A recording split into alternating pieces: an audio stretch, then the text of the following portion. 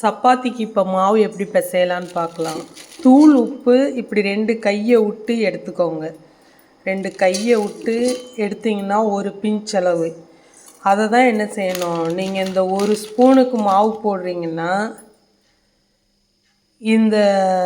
இது வந்து சாப்பிடுற ஸ்பூனு.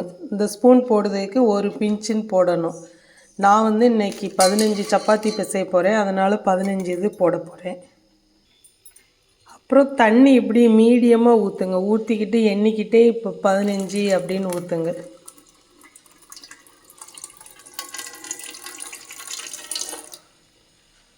ஊற்றிட்டு உங்களுக்கு எண்ணெய் தேவைன்னா எண்ணெய் போட்டுக்கோங்க, இல்லைன்னா நீங்கள் சும்மாவே ஸ்பூன் தள்ளி மாவு போட்டுருங்க.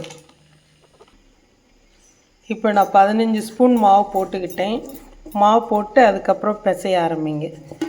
பிசைஞ்சிங்கனாலே ஓரளவு வந்துடும். நீங்கள் இப்போ சப்பாத்திக்குன்னா கொஞ்சம் தண்ணி அதிகமாக ஊற்றி பிணையலாம். பூரி போட்டிங்கன்னா கரெக்டாக பிணையணும், இல்லைன்னா தண்ணி அதிகமாக இருந்துச்சுன்னா எண்ணெய் நிறையா குடிக்கும் பூரி போடையில்.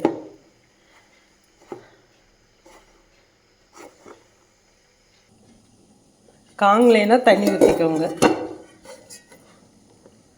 இப்போ மாவை இப்படி நல்லா பிணைஞ்சி வச்சாச்சு.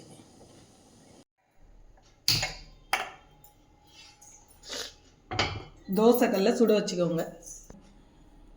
மாவு குட்டி குட்டியாக உருண்டையாக பிடிச்சிக்கோங்க. கொஞ்சோண்டு எண்ணெயை ஊற்றிக்கிட்டு மாவு உருட்டுங்க, இல்லைன்னா மாவு பிணையாத மாவு இருக்கும்ல, அந்த மாவு போட்டுக்கிட்டு உருட்டுங்க. அப்படி உருட்டினீங்கன்னா அந்த மாவு போய் நம்ம தோசைக்கல் போடையில் ஒட்டிக்கிட்டு ஒரு மாதிரி கருவிடும் சீக்கிரமாக. அதனால் எண்ணெய் ஊற்றி உருட்டுறது தான் நல்லது. தோசைக்கல் சுடவும் நம்ம எண்ணெய் ஊற்ற வேண்டாம். ஏற்கனவே எண்ணெய் ஊற்றி தடவிருக்கிறதுனால அப்படியே போட்டு லேசாக சுடையும் 2 பக்கமும் போட்டு எடுத்துருங்க. இப்போ லேசாக இந்த மாதிரி வெந்துருச்சு. அடுத்த பக்கம் பரட்டி போடணும். பரட்டி போட்டு இதே மாதிரி அந்த பக்கம் வேகையும் எடுத்துடணும்.